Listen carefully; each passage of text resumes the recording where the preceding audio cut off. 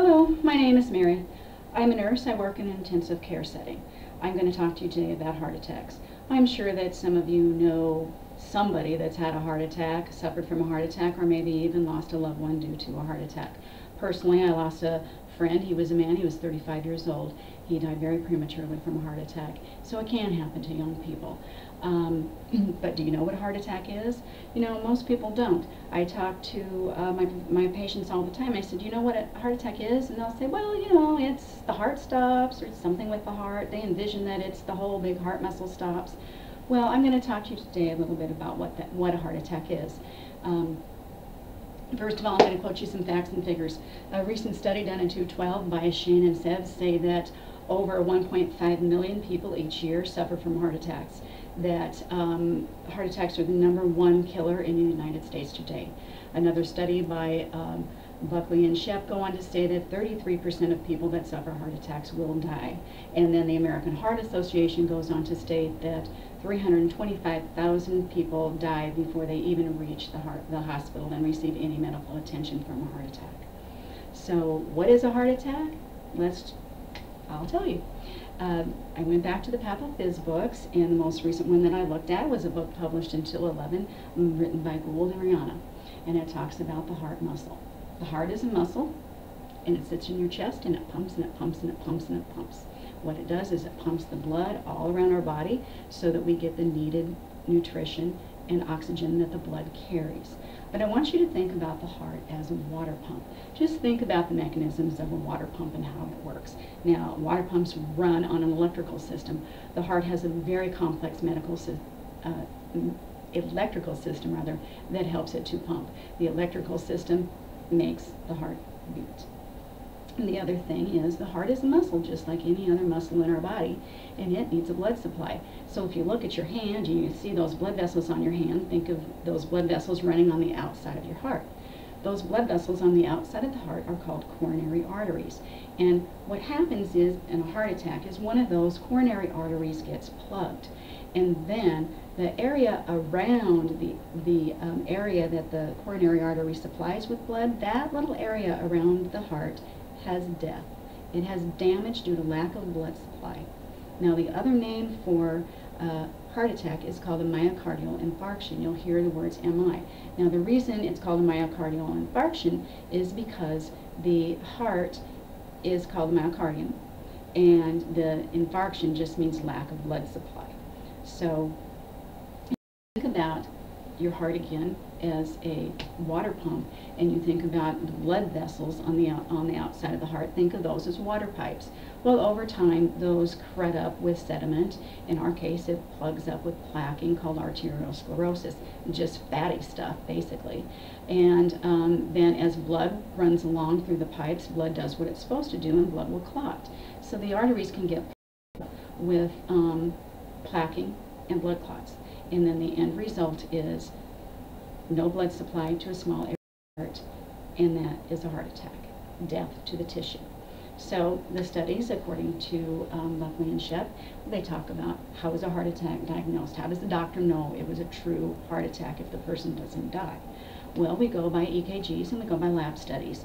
EKGs, again, they trace that electrical activity as it goes through the heart, and most of us have the same pattern or fairly close to the same pattern, and again that's the heartbeat. So if there's a glitch, if there's a dead spot, the electricity can't get through that little glitch, and so then there's a change in the pattern on the EKG, so the doctors pick that up. And then the next thing is the lab test. Now the lab tests are by far the most definitive diagnosis of a heart attack.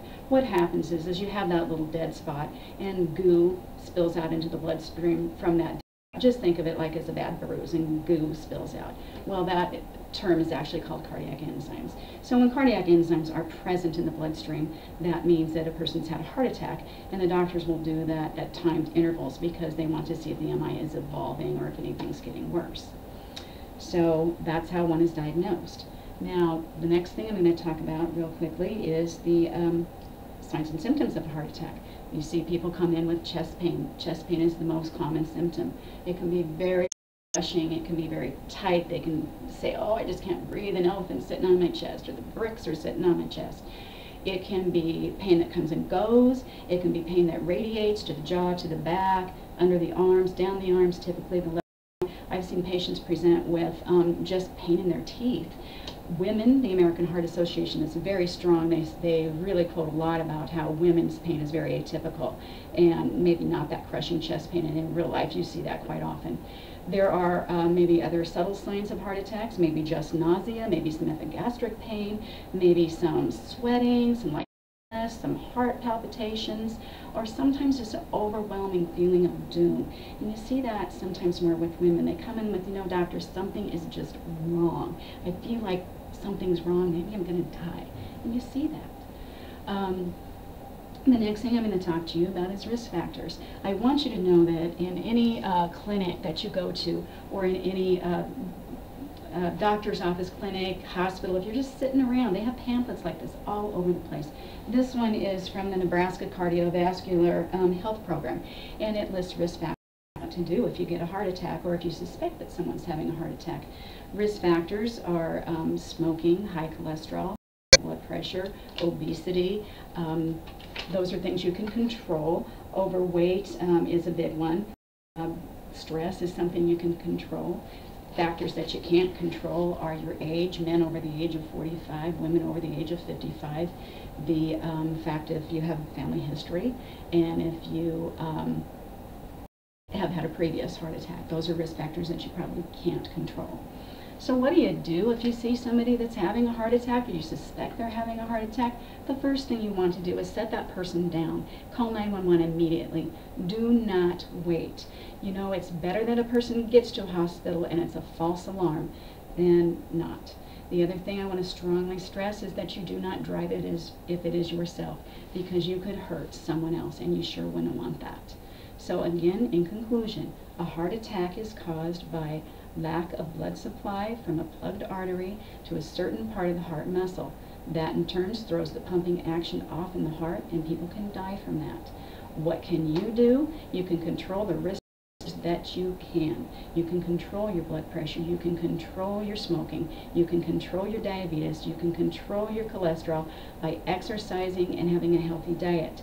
Exercise, as recently seen in an article by Douglas about mortality and heart attacks in emergency rooms, exercise can strengthen the heart muscle. It does help to build collateral circulation, meaning extra blood supply in your heart that's helpful, and it keeps all the bad things good. Exercise is great for you. Keeps, like I said, the stress down. Advocate, you know, you can tell Grandma, I love you, take your pills, keep your diabetes under control. Dad, I love you, go to the doctor, get you that blood pressure checked. Mom, I love you, go for a walk. You can do that, and you can also learn CPR in your use. Thank you.